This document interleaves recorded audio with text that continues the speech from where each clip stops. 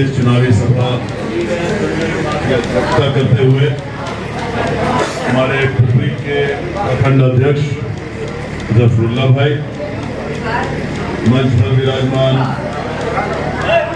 विधान परिषद की माननीय सदस्य रेखा कुमारी जी,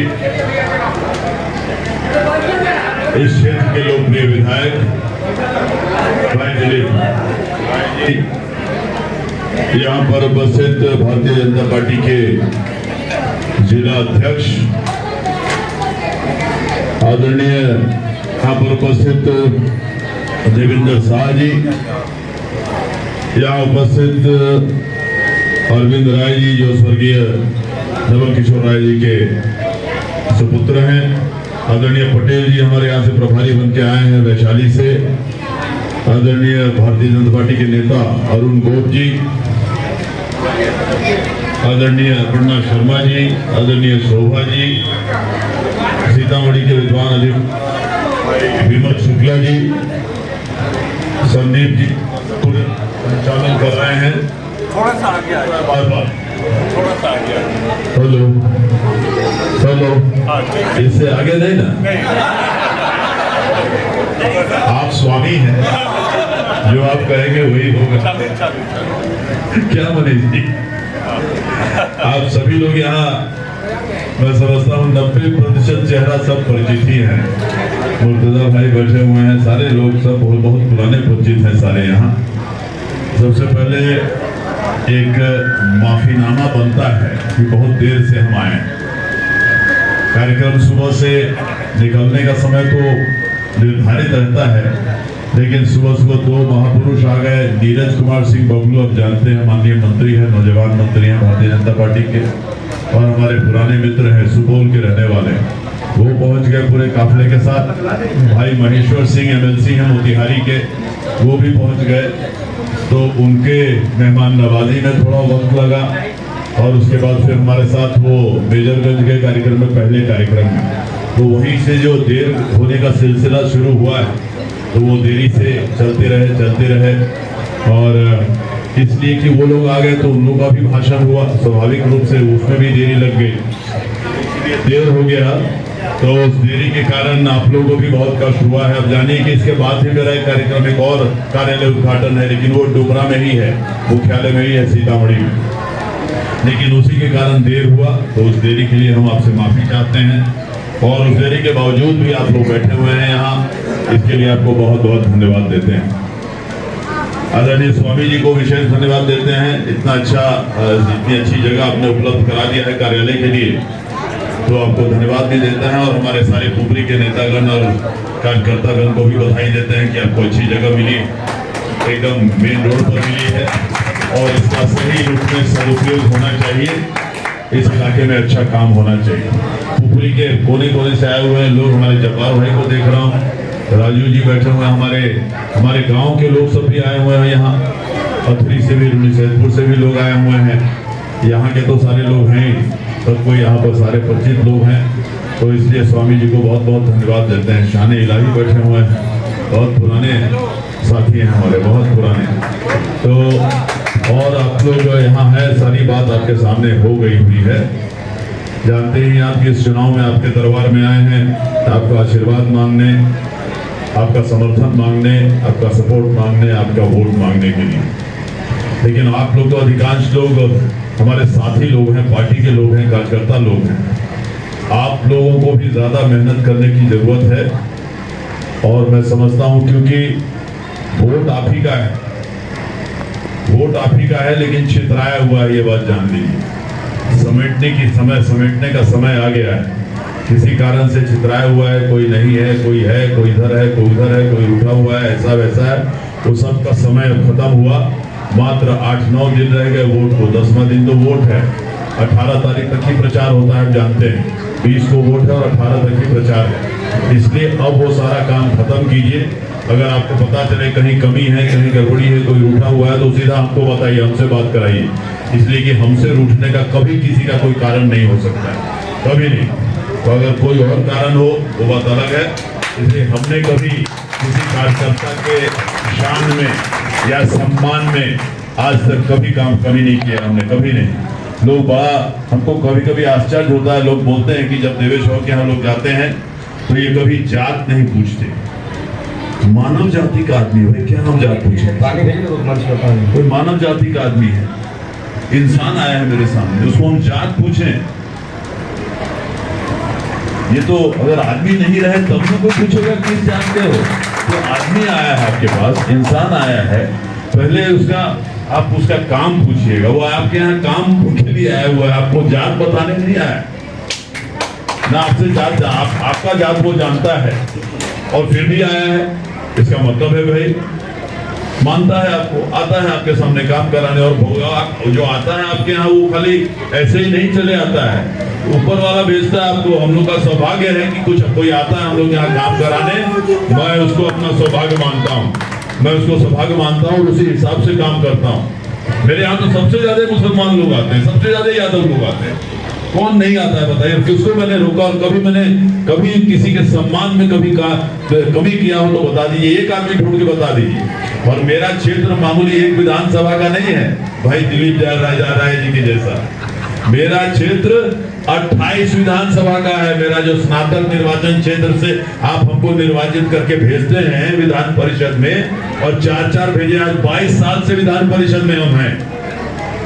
28 विधानसभा का ये क्षेत्र है, 4 जिला का, सीतामढ़ी, शिवहर, मुजफ्फरपुर, वैशाली।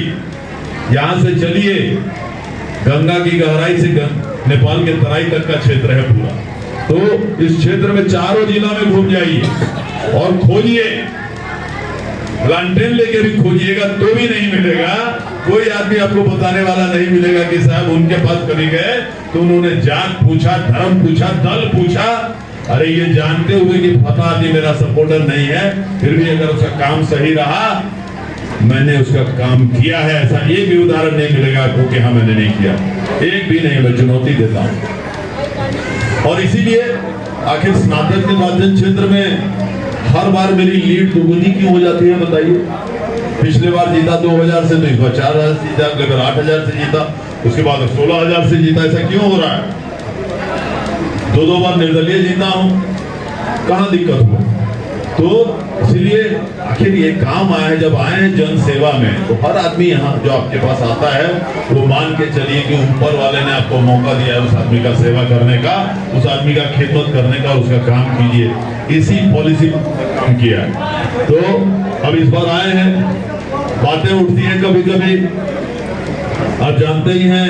आदरणीय नीतीश कुमार जी ने भेजा है आपके पास आपके आशीर्वाद के लिए। नरेंद्र मोदी जी का समर्थन है, उपेंद्र कुशवाहा जी का समर्थन है, जीतन राम मांझी जी का समर्थन है, चिराग पासवान जी का समर्थन, और नीतीश जी ने तीर छाप लेके आपके पास भेजा है। जनता दल यूनाइटेड से आए हैं। तो और हमारे सामने कौन आए वो भी आप देखिए। बताया मनीष जी ने कि जब हम आए थे, पहली बार आए थे, महागठबंधन से आए थे, हमने उसमें शुरू भी कर दिया था अपना काम। चरोग में हमारी मीटिंग भी हो गई थी और कई जगह मीटिंग हो गई थी। सही में हमसे पूछा था, हमने कहा था नहीं कम से कम हम 2 लाख वोट से जीतेंगे। फिर देखिए मेरे ही सामने ले आए खाने का, अभी रखिए उसको। डिस्टर्बेंस नहीं होना चाहिए ना। एक तो हिलडोल कीजिएगा, दूसरा ब्राह्मण आदमी खाना देखे कि हम भाषण दे, इतना नहीं समझते हो तुम लोग, मुश्किल हो रहा है। सुबह से भाषण दे रहे हैं, भोजन कहीं हुआ नहीं और सामने चलाएगा, उसके बाद उधर देखते रहेंगे, वो बोल ही नहीं सकेंगे। थोड़ा सा सब्र कीजिए, थोड़ा सा सब्र कीजिए। तो आए हैं आपके पास राष्ट्रीय जनतांत्रिक गठबंधन का उम्मीदवार बन के, और सभी लोगों को आश्चर्य होता है। सब हुआ सही बात है, महागठबंधन से आए तो घूमे तो पूछा पत्रकार ने पटना में, हमने कहा हमको कोई दिक्कत नहीं, हम तो आराम से जीतेंगे, 1.5-2 लाख से कम से नहीं जीतेंगे। सही बात। हमने कहा आप महीने भर के अंदर पूरा जो है सो हरा निकल के, फिर भगवा भी आगे मिल गया हमारे कपड़े में। तो उधर का आया तो फिर आया पूछने, साहब आपने कहा था आप 1.5-2 लाख से जीतिएगा, उधर थे तब आरजेडी के साथ थे, अब तो आप हो गए बीजेपी के साथ, अब क्या होगा? हमने कहा अब क्या होगा, अब जीतेंगे 5 लाख वोट से। तो पूछने लगे कि कौन आ रहा है आपके सामने लड़ने के लिए? हमने कहा अभी तक तो दिखाई नहीं दे रहा है। रोज सुनते हैं कोई दरबार में जाता है, आदरणीय लालू जी के दरबार में, और आवाज नाम आ जाता है कि फलना आदमी लड़ेगा, और शाम में वो आदमी जाके फिर कहा देता है कि नहीं साहब हम नहीं लड़ सकते हैं, देवेश ठाकुर सामने है।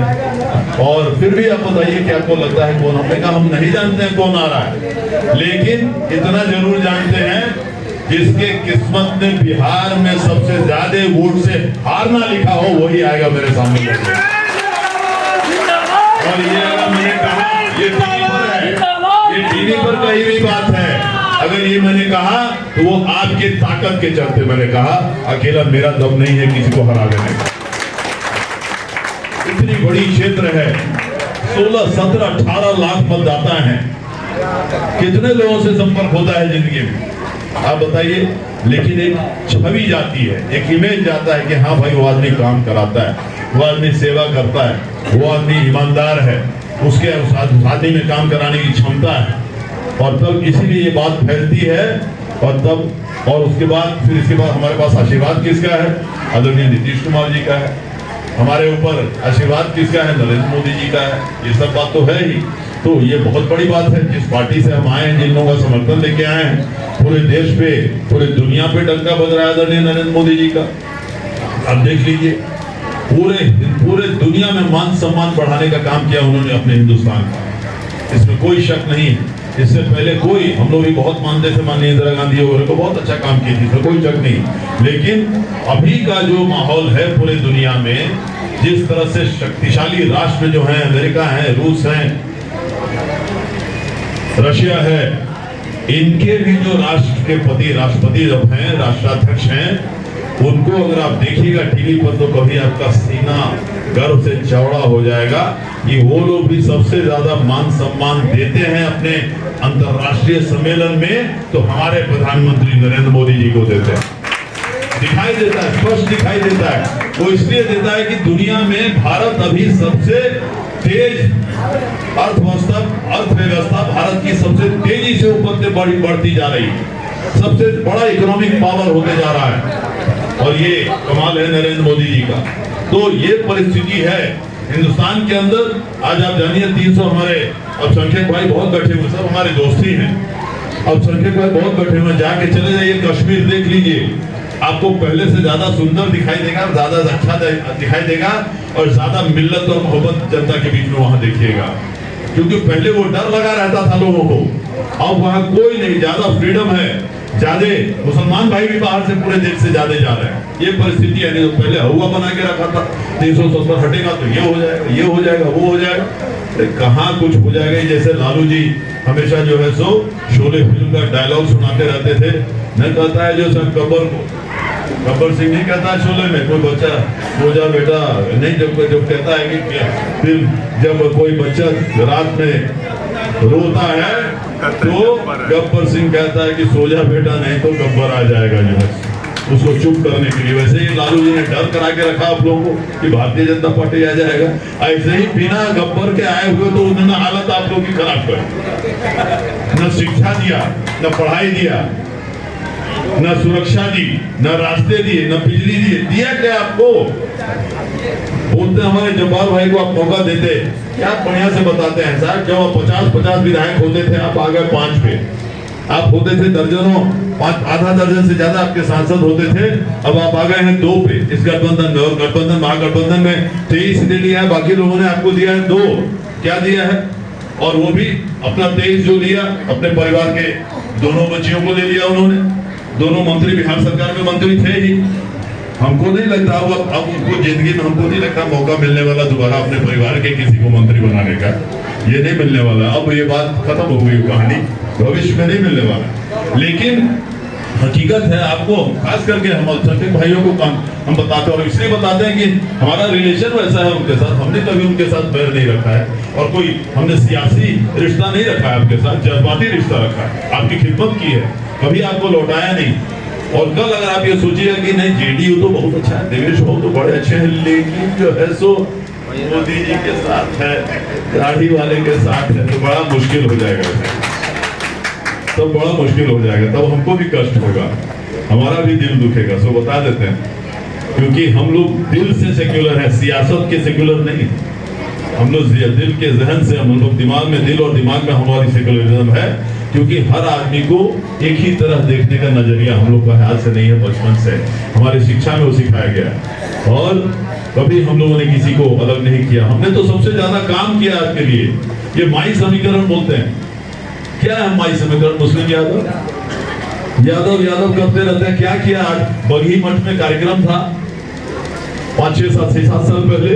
बघी मठ आप जानते हैं रीगा में है, सबसे बड़े संत यहाँ के अपने जिले के, फिर उत्तर बिहार के यादव समाज के महंत तपस्वी नारायण दास वही बघी धाम उसी गांव के थे और वो गुजर गए बहुत पहले। हर साल ये लोग जश्न मनाते थे उनका जन्मदिन का, और अच्छी जश्न होती थी, 5-6 लाख आदमी जमते थे हमेशा। तो 100 साला जश्न उनका मनाना था 2016-17 में। तो इन्होंने बहुत बड़ा कार्यक्रम ठान लिया कि साहब हम लोग 7 दिन का कार्यक्रम करेंगे, 20-25 लाख आदमी आएंगे पूरे देश में, जहां जहां उनके भक्त है वो लोग आएंगे। तो सही बात है, विंध्याचल है, हरिद्वार है, झारखंड है, उत्तर प्रदेश, सभी जगह उनके हैं, उनके भक्त लोग हैं। और वो जो कार्यक्रम उन्होंने सोचा कि 25 लाख आदमी आएंगे, तो सोचा उन्होंने कि साहब 5-6 बड़े-बड़े सड़क है वो हमको बनवाना है, हमको कम से कम 100 शौचालय बनवाने पड़ेंगे, हमको कम से कम 40 ट्रांसफार्मर चाहिए, हमको कम से कम 150 चापाकल चाहिए। अब ये करेगा कौन?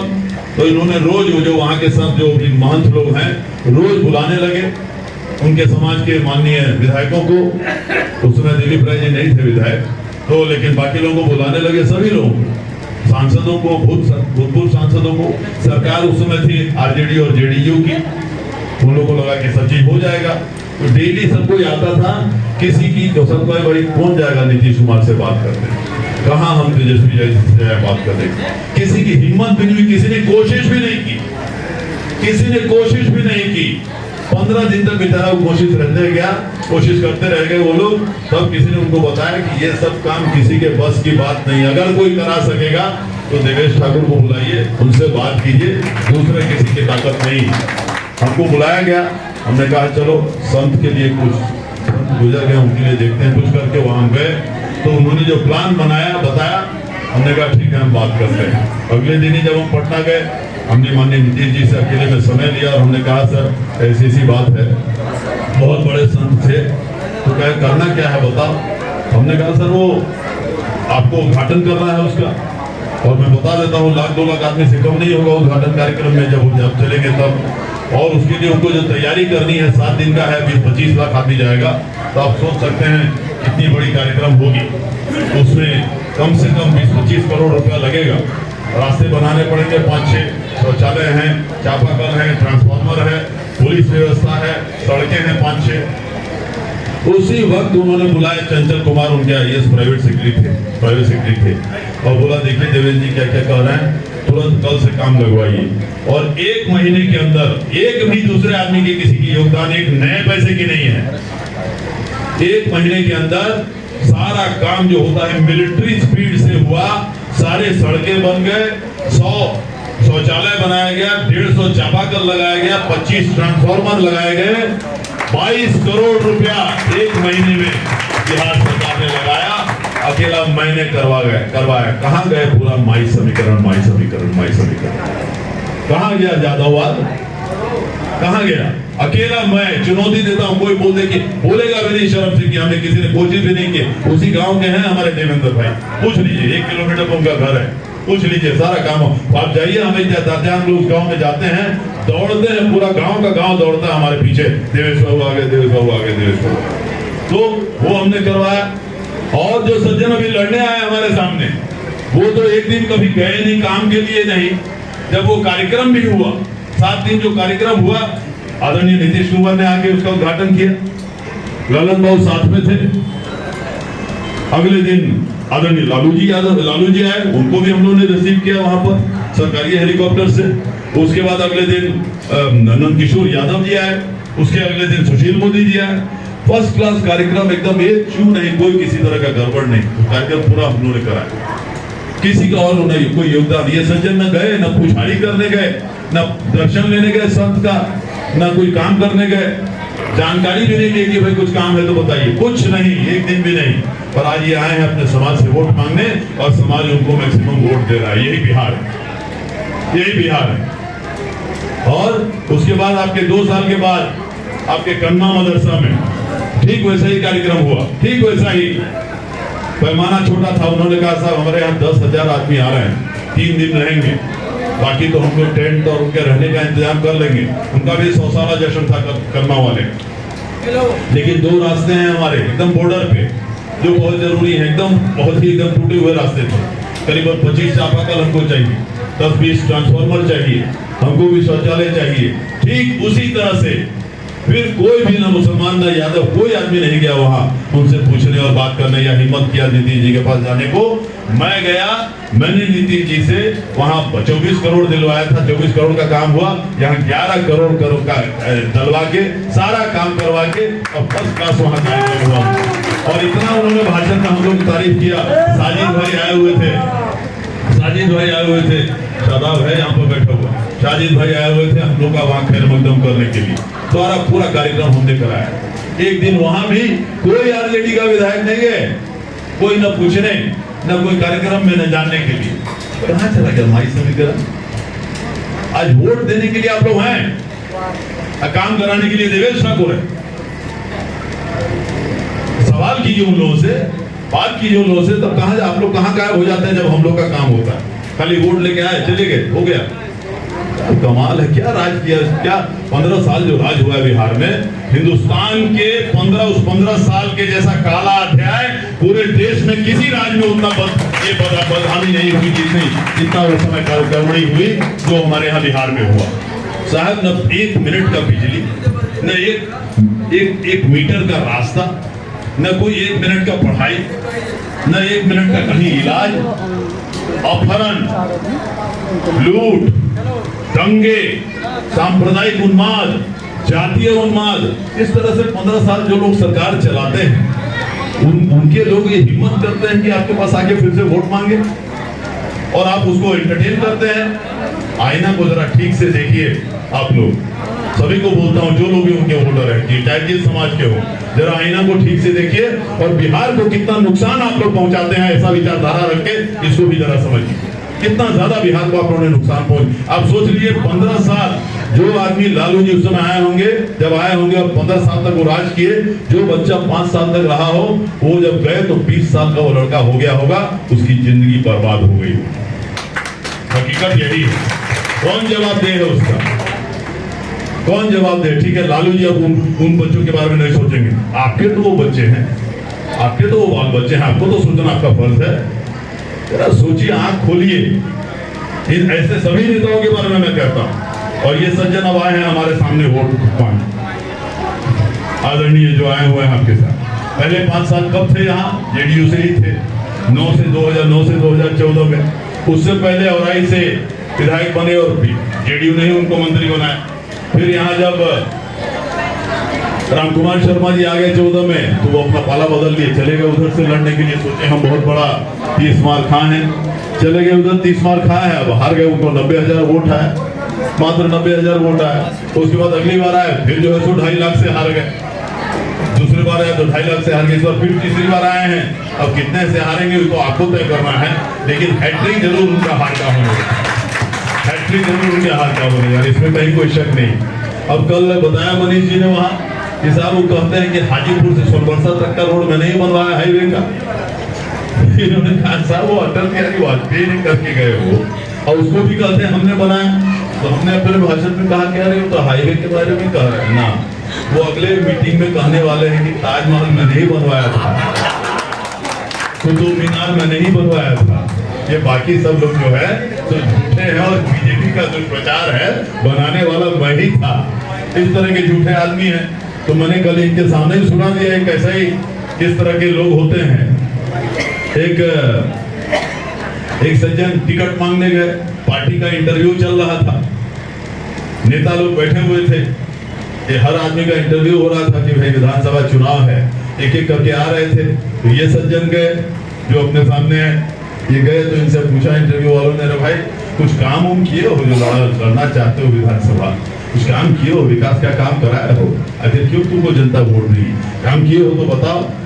उसने कहा सर काम जो जिस रास्ते से आए हैं गाड़ी से यहाँ उतरे वो रास्ता कौन बनाया? हम ही तो बनाया है। अरे वाह, कहा आप जो यहाँ बैठे हुए एयर कंडीशन में, किसने बिजली दिया इस पूरे गांव को, शहर को? हमें ने तो दिया है।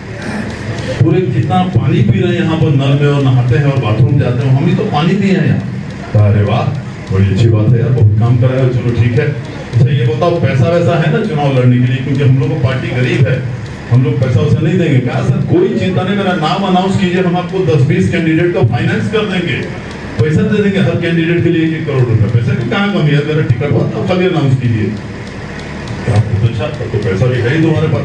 तब कहा अच्छा ये बताओ, इस इलाके में मार काट बहुत होता है, गोली वोली भी चलता है सुने हैं चुनाव के समय से, तो वो सब इंतजाम तुम्हारा है ना? क्या हो कितना AK-56 चाहिए, कितना AK-47 आपको चाहिए? सर बताइए ना, कितना देर आप कर रहे हैं, जल्दी अनाउंस कीजिए। भाई तुम बड़ा फ्रैंक आदमी हो, इतना स्पष्टवादी हो, सीधा सब कुछ बोल देते हो। राजनीति में थोड़ा झूठ भी बोलना आना चाहिए, इस तरह से कैसे छिपाना भी चाहिए बात को, झूठ भी बोलना आना चाहिए। तो झूठ बोलना आता है कि नहीं? कहा कमाल है सर, अब तक नहीं पहुंचाने, अब तक हम कर क्या रहे हैं? अब तो दीजिए टिकट। इस तरह के हैं सज्जन। और एक सज्जन ऐसे ही कभी बने थे, मंत्री बने थे, तो गए थे किसी गांव में और आई थे अपने ही क्षेत्र में। तो ये गए तो लोगों ने गांव में पूछा, साहब आप कुछ काम तो कराते नहीं, यहाँ हमारे यहाँ कब से अस्पताल नहीं बना है, फना नहीं बना है, ये नहीं बना है, वो नहीं बना है। क्या कौन काम नहीं हुआ? भाई सब काम तो हम सब जगह करा ही दिए। अपने गांव में शुरू करते तो लोग कहता अपने गांव में करा दिया, बाकी जगह करा दिए हैं, तुम्हारे यहाँ लास्ट में आए हम करा देते हैं। क्या घबराते हो? बोलो क्या काम है, 2 काम बताओ, चलो अभी आज का दोनों काम निपटा देते हैं। कहा सर देखिए हमारे यहाँ अस्पताल, आप कब आए थे वोट मांगने, उसी समय कहते अस्पताल बनाइए, आज तक कुछ नहीं हुआ है। तो अस्पताल नहीं हुआ, अच्छा चलो प्राइवेट सेक्रेटरी बोल रहे, प्राइवेट सेक्रेटरी तो फोन कर लगाओ तो प्रधान सचिव को स्वास्थ्य को, तो बेचारा लगा के फोन दिया इनको, बोला प्रधान सचिव महोदय हमने आपको बोला था इस गांव में अस्पताल बनाना है, क्या नहीं अभी तक बना? अच्छा फलना हुआ, ये नहीं हुआ, कब बनाइएगा सो बताइए। अभी कैसा रुका था? अच्छा 6 महीने में बन जाएगा, 6 महीने में शिलान्यास हो जाएगा। देख लीजिए हम वादा करके जा रहे हैं अपने लोगों से, खबरदार नहीं तो हम आप पर एक्शन ले लेंगे, सो याद रखिए। तो ठीक है सुन लिए ना, बोल दिया है 6 महीने के अंदर शिलान्यास हो जाएगा। अब बताओ दूसरा समस्या क्या था तुम्हारा? तो कहा सर दूसरा समस्या हमारा ये है कि हमारे गांव में आज तक कभी मोबाइल टावर फोन का लगा ही नहीं, हमारे यहाँ से कोई बात ही नहीं कर सकता है बाहर। नहीं समझा,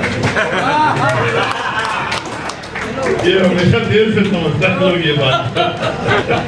मोबाइल है ही नहीं, टावर वहां चलता ही नहीं है, और ये मोबाइल से बात करके काम कराया जा रहा है। यही आपके उम्मीदवार है, समझ जाइए।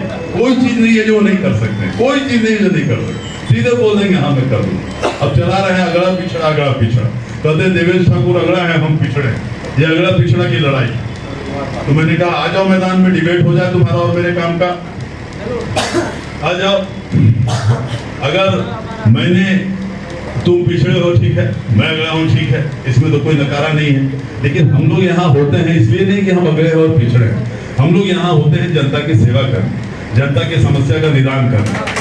तो हमको बता दो, आ जाओ तुम्हारा गांधी मैदान में आ जाओ, पटना में चलो, गांधी मैदान छोड़ो, डुमरा फील्ड में आ जाओ, हम लोग सीतामढ़ी से लड़ रहे हैं। मैं अगर 100 काम बताऊंगा जो मैंने पिछड़े के लिए किया है, मेरे 100 के जवाब में अगर तुम 5 बता दोगे तो मैं अपना फॉर्म विड्रॉल वापस ले लूंगा, इतना तुमको गारंटी देता हूं। 5 हमने कहा कि जीतने के बाद तुरंत हमने सबसे पहले क्या काम किया?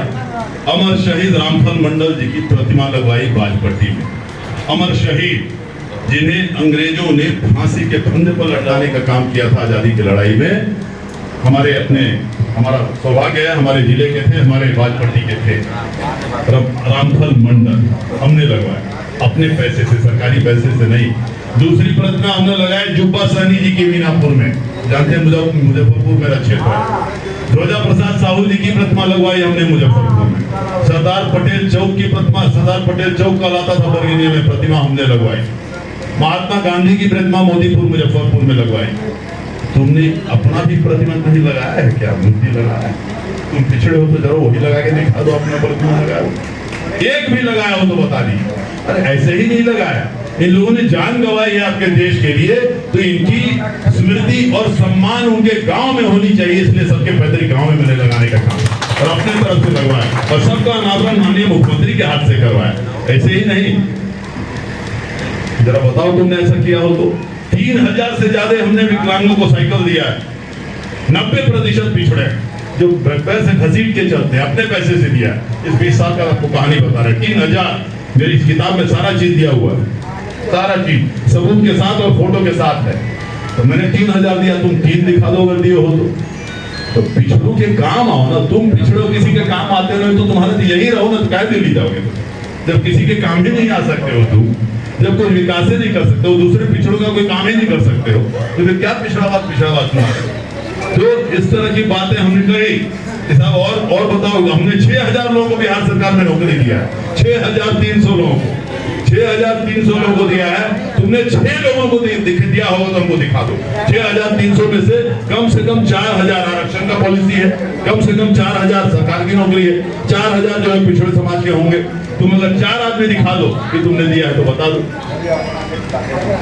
बात करते और सुन रहे हैं, जहां आजकल देख रहे हैं करते क्या है, जहां चले जाएंगे जिस आदमी के हाथ में चले जाएंगे जो उनका वोटर नहीं है उसके पास चले जाएंगे, आशीर्वाद दीजिए आशीर्वाद दीजिए। उस आदमी का जबरदस्ती हाथ ले लेंगे, अपने माथा पर रख देंगे और उसी में चुपचाप उनका आदमी उसको फोटो खींच रहा है मोबाइल और उसको वायरल कर देंगे कि देखिए उस आदमी का आशीर्वाद हमको मिल गया।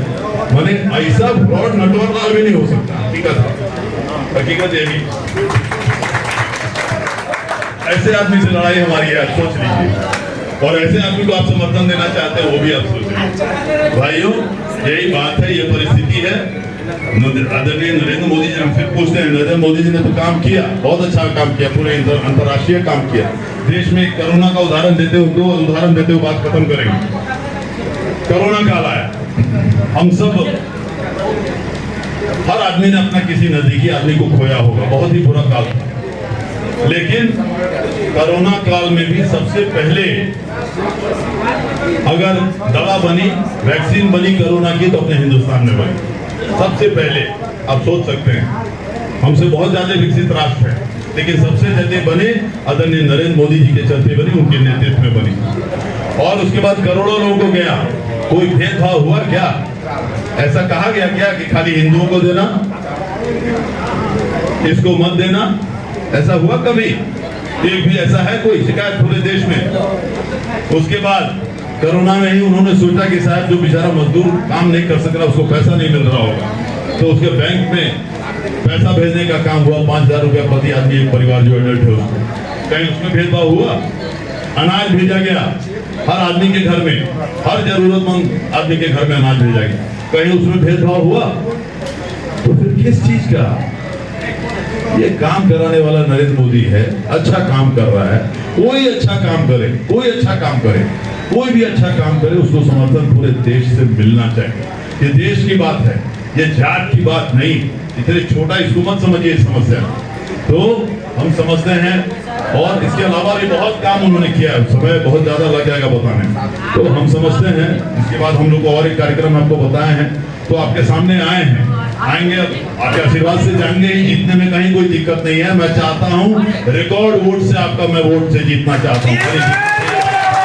मैं जीता तो आपने उसी दिन दिया जिस दिन हम सिंबल लेके आ गए। आखिर नीतीश कुमार, नरेंद्र मोदी, जीतनराम मांझी, चिराग पासवान, उपेंद्र कुशवाहा, बाकी क्या रहा इस बिहार में? बाकी क्या रहा? अब रह गया, आप बोलते हैं माई समीकरण, माई समीकरण। माई क्या, माई का मतलब क्या है समझिए। MY, माई मतलब मेरा, मेरा। अंग्रेजी में माई का मतलब होता है मेरा। This is my pain, my pain. आप कहीं नहीं है, आप लोग कहीं नहीं है कोई आदमी। मेरी सरकार, मेरे बाल बच्चे, मेरा बेटा दोनों मंत्री, मेरी बेटियां हमारे मेंबर ऑफ पार्लियामेंट। आप कहीं नहीं है, आप वोट देने के लिए और कुछ नहीं। अब आप उनसे सवाल पूछिए, आपको क्यों दे vote? Why, WHY, why, why मतलब क्यों? वाई अंग्रेजी में आप जान रहे हैं, आप लोग हैं, सब पढ़े लिखे लोग हैं। वाई क्या साहब, वकील साहब बताइए। अब आप उनसे पूछिए, जब वो बोलेंगे वोट दीजिए, कहिए वाई, समझे ना? जहां बोले माई, कहिए वाई। जवाब पूछिए उनसे। यही वो यही डिजर्व करते हैं, इसी के पात्र हैं वो लोग, बिहार को सत्यानाश करके रख दिया। बिहार का आखिर पटना, आप तो वकील हैं, पटना हाईकोर्ट का जज अपने जजमेंट में कहता है कि साहब यहाँ शासन नहीं चल रहा, राज नहीं चल रहा है, जंगल राज चल रहा है बिहार। उसके बाद भी हम लोग आंख नहीं खोलते हैं। ये तो बड़ा फ्रैंक बोलने वाले आदमी, बड़ा स्पष्ट बोलने वाले आदमी, भाई किसी को अच्छा लगे बुरा लगे, गलत बोलते नहीं, झूठ बोलते नहीं, कभी नहीं। तो आपके सामने आए हैं, जीत के जाएंगे। जो भी हम कुतुब मीनार नहीं बनाए हुए हैं, हम सिर्फ ताजमहल नहीं बनाए हुए हैं, लेकिन जो खामियां रहेंगी आप जान लीजिए। हमारे से अच्छी गाड़ी नहीं है यहाँ से पटना के लिए, अच्छी गाड़ियां नहीं है यहाँ से पटना के लिए। ऊपरी में भी देखते हैं कोई हॉल्ट उल्ट का समस्या आता है, वो सब तो बहुत ही छोटी चीज है। लेकिन अच्छी ट्रेन जाए सीतामढ़ी से पटना, सुबह जाए, सुपर फास्ट ट्रेन जाए, कंफर्टेबल गाड़ी जाए, एयर कंडीशन गाड़ी जाए, 2 घंटा में पहुंचा दे आपको। दिन भर आपको वहाँ काम कर लीजिए, सचिवालय का काम है, आपके बाल बच्चों को इंटरव्यू देना है, इलाज कराना है, खरीदी करनी है बाल बच्चों के शादी के लिए, तो ये सब काम करा के शाम को वापस आ जाएंगे। हर प्रदेश में है राजधानी को जोड़ने वाला, अपने यहाँ नहीं है, वो काम है। यहाँ से अच्छी गाड़ियां बम्बई के लिए, कलकत्ता के लिए, दिल्ली के लिए, मद्रास के लिए, जहां जहां है। बच्चे सबसे ज्यादा पलायन सीतामढ़ी से होता है, आपको मालूम नहीं है? सबसे ज्यादा पलायन आज से नहीं, पिछले 50 साल से सबसे ज्यादा पलायन मजदूरों का, नौकरी करने वालों का, जो बाहर जाते हैं, जो हमारे मजदूर हैं वो काम करने के लिए बाहर जाते हैं, सबसे ज्यादा सीतामढ़ी से जाता है पूरे बिहार में। तो आखिर अच्छी ट्रेन चाहिए कि नहीं? हमारे मजदूर जाते हैं पंजाब हरियाणा मजदूरी करने के लिए, खेती के लिए वहाँ, तो सबसे ज्यादा तो अच्छी गाड़ियां सब जगह जानी चाहिए कि नहीं? अभी तक नहीं गई है, इसकी जरूरत है निश्चित रूप से उसका ध्यान देंगे। रीगा मिल हमारा 5 साल से बंद है, लाखों किसान बदहाली के एकदम कगार पर हैं। उसमें तो काम हमने शुरू भी कर दिया, उसमें हमने काम शुरू भी कर दिया, ऊपर वाला जल्दी सफलता दे भगवान करे, तो वो भी है। जो भी काम है, और जो एक बात उठी है, ठीक है, अयोध्या में जो समस्या था, समस्या हुआ, कोर्ट से खत्म हुआ, लोगों ने मंदिर बनाया अपना, वहाँ बहुत अच्छा मंदिर है। और उसके बाद सीतामढ़ी में तो कोई समस्या नहीं है, सीतामढ़ी में तो खाली सरकार को पैसा लगाना है और बनाना है, तो निश्चित रूप से उस पर भी काम करेंगे। आप एकदम, मैं आपको आश्वासन देता हूँ। और सीतामढ़ी के काम जल्दी होगा, इसलिए जल्दी होगा क्योंकि यहाँ सरकार ने, हम लोगों ने काम शुरू भी कर दिया है। 75 करोड़ 72 करोड़ रुपया पिछले महीने हम लोगों ने लगाया, वहाँ से कैबिनेट से पारित करा के उसका शिलान्यास भी हो गया है। और अब 50 एकड़ जमीन और उसका अधिग्रहण हो रहा है, और भी फैलेगा। आप जान लीजिए, ये अयोध्या में जो हुआ और अब सीतामढ़ी में होगा, भगवान करे मुझे वो मौका मिले, निश्चित रूप से मैं चाहता हूँ। लेकिन आप जान लीजिए, आप कभी इसको सिर्फ आप धर्म के दृष्टिकोण से खाली मत देखिए, धर्म के एंगल से मत देखिए। हर आदमी, आपका भी धर्म है, हमारा भी धर्म है, आप भी स्वतंत्र हैं, हम भी स्वतंत्र हैं, हम भी उसका सम्मान करते हैं, आप भी करते हैं, इसमें कोई शक नहीं। लेकिन इसका दूसरा एंगल भी देखिए, आज 1 करोड़ आदमी श्रद्धालु अयोध्या जाएगा, हर साल एक्स्ट्रा आदमी जाएगा। वो जो 1 करोड़ आदमी पूरे देश दुनिया से जाएगा वहां, वो जाएगा तो वहीं रहेगा, वहीं के होटल में रहेगा, वहीं खाएगा, वहीं कपड़ा खरीदेगा, फूल माला खरीदेगा, वहीं ट्रांसपोर्ट से घूमेगा। तो कितने हजार करोड़ रुपए अयोध्या जिला में हर साल एक्स्ट्रा जाएगा, इसका आप अंदाज लगाइए। और उससे कितनी स्वरोजगार बढ़ेगी, कितनी छोटे छोटे होटलें बढ़ेगी, कितना ट्रांसपोर्ट बढ़ेगा, कितना हर चीज कितना बढ़ेगा, और कितना अर्थव्यवस्था उस पूरे जिले का बढ़ेगा। वही चीज हम चाहते हैं कि यहाँ भी हो। आखिर रोजगार होना चाहिए कि नहीं? रोजगार होना चाहिए हर तरीके से। हर आदमी, कोई बेचारा ठेला भी लगाता है तो उसका भी सम्मान करते हैं हम लोग, लेकिन कहते हैं कि यहाँ जाकर एक सुविधा तो है, खाने को मिल जाता है। बम्बई में जो लोग बम्बई आते हैं आप लोग, हर कोने में देखिए कि सैंडविच वाला जो करता है, जो सैंडविच बनाता है, जो डोसा बनाता है रास्ते पे, उसका सेल लाखों में है हर दिन, इसलिए कि लोग ज्यादा आते हैं वहाँ। तो अर्थव्यवस्था बढ़ेगी आपके पूरे जिले की, उससे और काम हो सकेगा। तो कुछ ना कुछ रोजगार चाहिए, कुछ ना कुछ पैसा आए बाहर से, इसके लिए भी जरूरी है। और हमारे पास वो माँ सीता की विरासत में हम लोगों को मिली हुई है, उसका एक मंदिर बनना चाहिए। ऐसा मेरा भी एक नागरिक होने के नाम से 100% मेरी इच्छा भी है, और मैं जरूर उसके ऊपर काम करूंगा। तो इसलिए मैंने समझा दिया आपको, खाली उसको धर्म से मत जोड़ा कीजिए। तो आप सभी लोग हैं, मुझे नहीं लगता कि आज तक मुझसे किसी को कष्ट हुआ होगा, मैंने कभी किसी तरह का कष्ट दिया होगा, तकलीफ दिया होगा, कोई नहीं। अगर मैंने किसी को किया है तो मदद ही किया है, मेरी इरादा ही है वो कि मुझे करना है तो सिर्फ किसी को मदद करना है, कभी मेरे तरफ से किसी को तकलीफ नहीं होना। तो उस ख्याल से मैंने काम किया है। और मैं चाहूंगा, मैं बार बार कहता हूँ, हर जगह मीटिंग में बोलता हूँ, मैं चाहूंगा बाकी तब मुझे तो वोट, मैंने कहा को जीत के मैं उसी दिन गया जिस दिन हम सिंबल लेके आए, लेकिन मुझे खुशी तब होगी कि हर समाज का, हर धर्म के लोगों का वोट हमको मिले, उस दिन मैं समझूंगा मेरी सही जीत। तो मैंने सबके लिए सही काम किया। तो आप सब लोग यहाँ उपस्थित रहे, जो देरी हुई उसके लिए फिर से क्षमा चाहते हैं, और सारे लोग उपस्थित रहे। और पुपरी अभी तक रेस नहीं पकड़ रहा था, बहुत धीरे चल रहा था हमारे चुनावी इसमें, पुपरी को रेस पकड़ाइए। अब मेरे लिए हो सकता है मेरे आने के लिए रुका होगा, इसलिए हम चाहते हैं कि जरा रेस पकड़िए और ये बात खुले कि हाँ साहब काम हो। किताब मेरी है, इस किताब की बंटवारा कर दीजिए अगर और लोग किसी को देखना है। ये 20 साल का काम है, हर जो भी है इसमें सबूत के साथ है, फोटो के साथ, इसका वितरण करवा दीजिए, बहुत भी बढ़वा दीजिए। तो आपको बहुत बहुत धन्यवाद देते हैं, शुक्रिया अदा करते हैं। मुझसे कभी किसी तरह की आपको कोई तकलीफ नहीं हो सकती, इस बात को याद रखिएगा। बहुत बहुत धन्यवाद, शुक्रिया। अभी मेरे से अनुरोध है कि अपने अपने स्थान पर बने रहिएगा और नाश्ता करते ही जाइएगा। नाश्ता आ रहा है, अपने अपने स्थान पर बने रहिए। आपका स्थान पर नाश्ता पहुंच जाएगा।